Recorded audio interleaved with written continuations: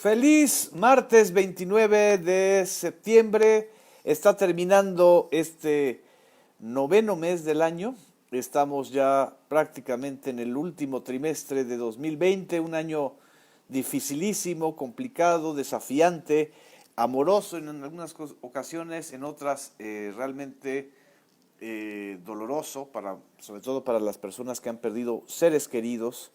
Y en fin, este 2020 va a ser recordado como el año de la pandemia y como muchos otros también el año de la difícil transformación en México, pero les agradezco mucho que en esta mañana nublada, tequilera en la Ciudad de México estén aquí al pendiente. Gracias a Ana María Vázquez por estar aquí mandando saludos, a todos los que se están sumando, a Raimundo Sánchez desde Nueva Jersey nos está escribiendo, a Gusio Nerone, a Carlos Arismendi, a Silvia Monjes, muy buenos días. También a los que nos están viendo en la Ciudad de México, Fran Lennon desde Orizaba, también muchas gracias. Desde Hermosillo, Sonora, Rosángela Rojas, Ricardo Velasco también nos manda saludos. María Ortuño, frío y lluvioso, dice, sí, estuvo lloviznando en la mañana, justo cuando estaba la conferencia matutina.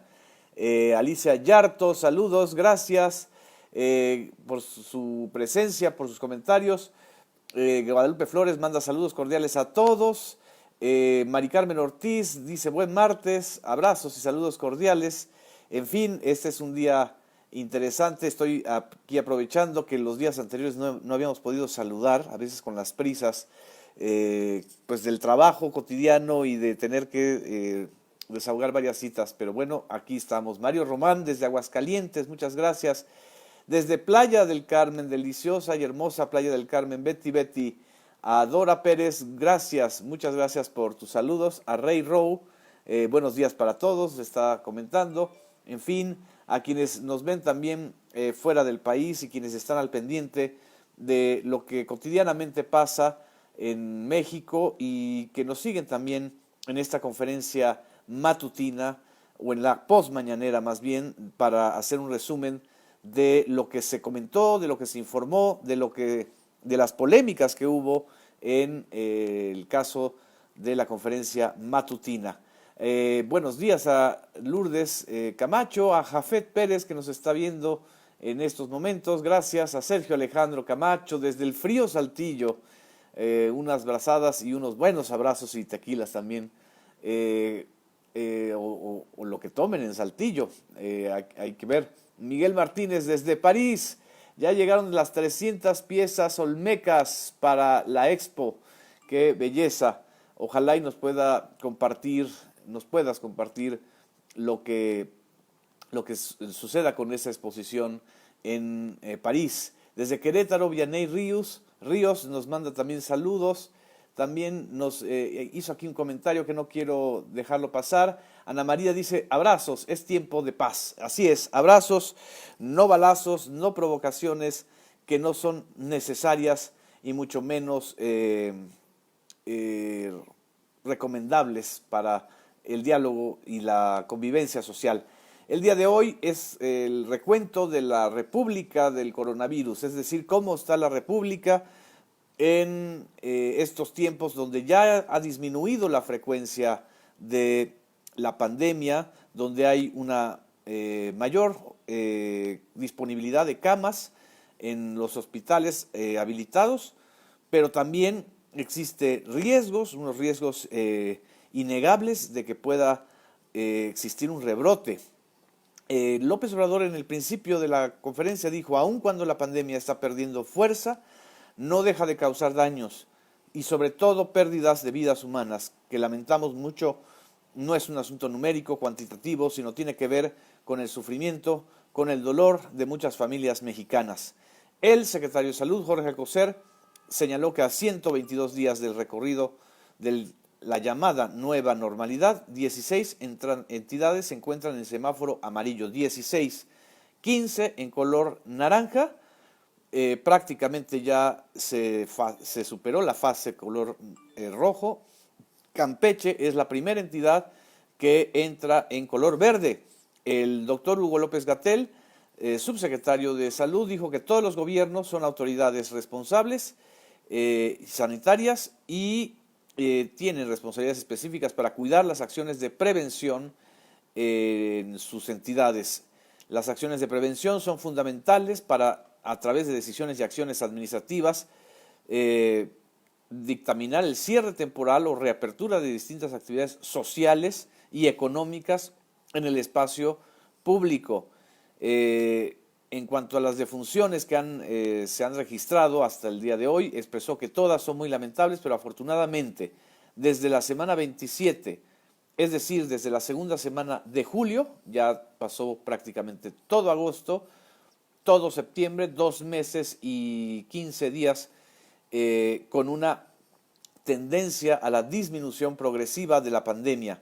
El cambio más reciente es la reducción de casi la mitad con respecto a la semana anterior, es decir, entre las semanas 37 y 38 hay una reducción sustantiva de los casos de coronavirus. Hizo un recuento entidad por entidad que creo que es importante que ustedes lo vean. Se los menciono de manera rápida, creo que vale la pena como parte del servicio informativo que estamos dando siempre en la posmañanera, enunciar lo que dijo el doctor Hugo López-Gatell de la situación en cada entidad federativa.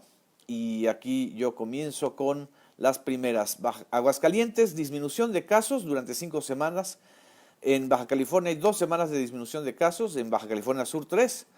En Campeche, desde la semana 24, hay un descenso notable. En Chiapas, 15 semanas con descenso de casos. Chiapas se puede convertir en la siguiente entidad en entrar en semáforo verde. Chihuahua, 2 semanas de descenso de casos. Ciudad de México lleva un periodo pues prácticamente de estancamiento, de estabilidad desde la semana 21. No aumenta de manera sustancial y tampoco disminuye de manera sustancial. Coahuila, 5 semanas con descenso de casos. Colima tuvo un pequeño repunte de casos la última semana. Durango, 2 semanas de reducción de casos. Estado de México, 10 semanas de descenso de casos. Guanajuato, 3 semanas con descenso. Guerrero en descenso también. Hidalgo, 4 semanas también en descenso. Jalisco, como en la Ciudad de México, hay 9 semanas en donde hay estabilidad, no aumenta ni se disminuye de manera sustancial como para decretar el semáforo amarillo. Jalisco, 9 semanas de estabilidad. Michoacán, 2 semanas de descenso. Morelos, 7 semanas de descenso. Nayarit, hay una clara tendencia al descenso en el caso de las últimas semanas. Y los últimos estados también registran una clara tendencia al descenso según el semáforo epidemiológico que pues nos dio a conocer el doctor Hugo López-Gatell. Veracruz, 9 semanas de descenso. Yucatán, 7 semanas de reducción de casos. Zacatecas, 6 semanas con reducción de casos. Esto es muy importante, pero en la misma conferencia López Obrador subrayó que se va a incrementar las visitas domiciliarias para evitar los rebrotes. El fantasma del rebrote, que ya no es un fantasma en casos como España, como Gran Bretaña, como países europeos que nos llevan un mes de distancia en términos de progresión de la enfermedad, es algo que está despertando las alertas, sobre todo ahora que en este otoño, y como estamos viendo en la Ciudad de México, hay mucha humedad, hay frío, hay posibilidades de que la influenza o la epidemia de la influenza, que está estacional en el caso de muchos países, pueda hacer repuntar los casos de coronavirus. En el tema de las vacunas hay 8 proyectos internacionales a los que ya tiene acceso México, 3 de Estados Unidos, 1 de Alemania, 1 de Gran Bretaña, 2 de China y 1 de Australia. Y además hay 19 proyectos de pruebas, tratamientos y vacunas, de los cuales 7 recibirán financiamiento de Amexit, informó el canciller Marcelo Ebrard. También informó Marcelo Ebrard, la pregunta expresa de uno de los reporteros, el número de mexicanos que han fallecido en el extranjero frente a la pandemia. Hay 2.526 mexicanos que han fallecido en el extranjero, informó Marcelo Ebrard. La enorme mayoría, 2.521 mexicanos, la enorme mayoría han fallecido en Estados Unidos, 2.505 connacionales en lo que va de este año y de el tema de la pandemia. Era inevitable que en la conferencia del día de hoy se hablara de las manifestaciones que se realizaron no solamente en la Ciudad de México, sino en todo el país, pero como el epicentro mediático y político sigue siendo la Ciudad de México. Hubo algunos brotes de conatos de violencia en la manifestación del día de ayer de grupos y colectivos feministas. Desgraciadamente, y eso lo hemos estado observando en la Ciudad de México con una mayor frecuencia, de movimientos y protestas legítimos y legítimas, como en el caso de la protesta contra la violencia de las mujeres, contra los feminicidios, contra las violaciones, a favor de la despenalización del aborto. Hay una serie de grupos y de sectores que pues prácticamente sin conocer la causa están metiendo para generar provocaciones, para generar tensiones o ruido. La convocatoria de López Obrador fue a no caer justamente en esas provocaciones y en esa violencia. Eso lo dijo así. Resolver nada con el uso de la violencia. No es aconsejable eso. No se puede enfrentar la violencia con la violencia.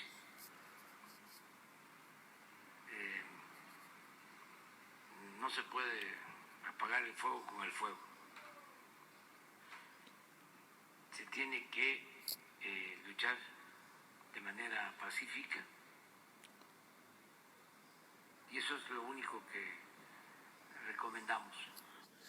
Eso es lo único que recomendamos, que no se caiga en una espiral de violencia, de una espiral de provocaciones. Esto que es muy importante, pues en general los grupos adversariales o adversarios a López Obrador, pues siempre van a estar diciendo que hay violencia, que hay violaciones a derechos humanos y que el gobierno es responsable de feminicidios. Lo que creo que resulta bastante simulador es que estos mismos que están montándose en causas que nunca defendieron antes desconocen los alcances y las causas profundas que dan a conocer los colectivos legítimamente afectados.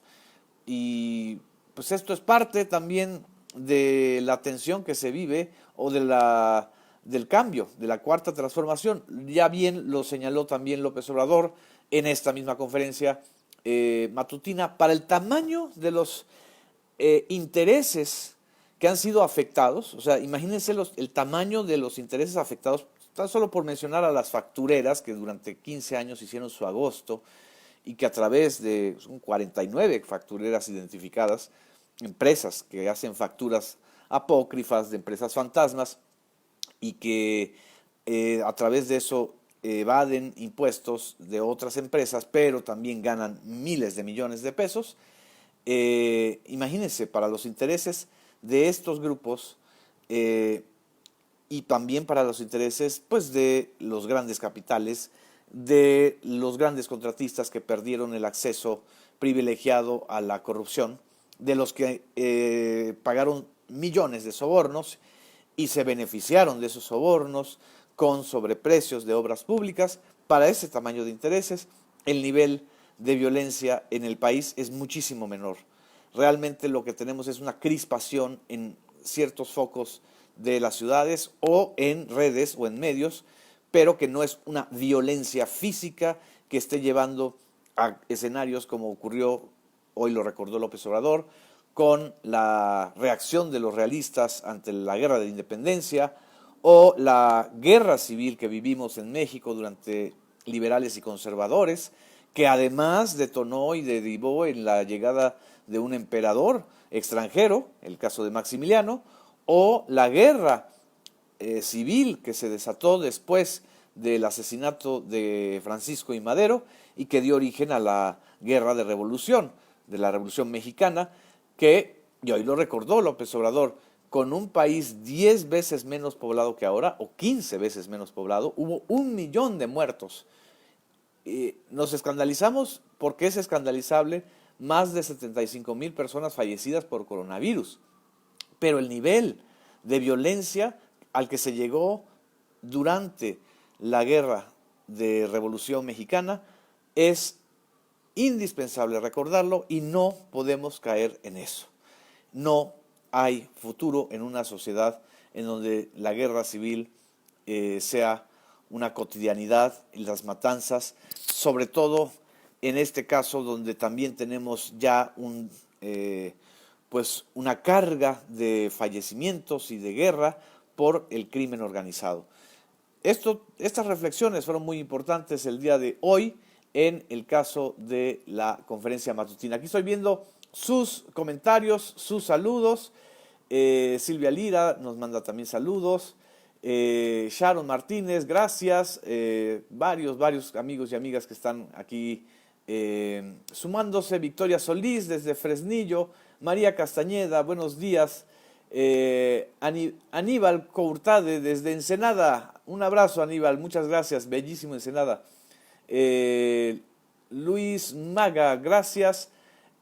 Juanda Tavares desde Tlahualilo, Durango, gracias por estar aquí al pendiente. Graciela dice, el gobierno de la Ciudad de México debe actuar en consecuencia y castigar a esas pseudo feministas. Tampoco, ojo con este tipo de a veces de reacciones que yo entiendo que pueden ser muy desesperantes, pero tampoco hay que hacer una cacería de brujas, sino un señalamiento como el que se hizo el día de ayer por la jefa de gobierno, en donde pues evidentemente hay intereses corporativos detrás. No es casual que una exdirectora de recursos humanos de un grupo que está afectado en sus intereses por el tema de la eliminación de las factureras o de la persecución de las estrategias ilegales de las factureras, esté incendiando el fuego en otra casa. Es típico. Si tienes aquí un conflicto, incendia por otro lado para que la atención se voltee a otro tema, a otro asunto. Eso es un asunto típico e histórico, pero hay que señalarlo, hay que informarlo, pero no hay que hacer una cacería de brujas en el sentido represivo, en el sentido opresivo y autoritario. Desde Coacalco también Edilia dice, unión a la mujer, no a la violencia, así es. Yuri Cruz dice, en Canadá tuvimos una exposición de Frida y Diego, orgullo mexicano, qué belleza, y ojalá y los mexicanos que hayan estado ahí hayan podido disfrutar de esta exposición. Dice Raimundo Sánchez, Dios bendiga a México y a nuestro señor presidente.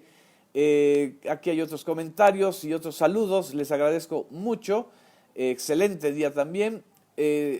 Otro comentario y ya con esto terminamos nuestra conferencia post mañanera, es el recordatorio que hizo López Obrador de que hay desde 2006, desde 2005 de hecho con el desafuero, una deliberada reacción opositora, indignada y financieramente clara para sembrar la guerra sucia.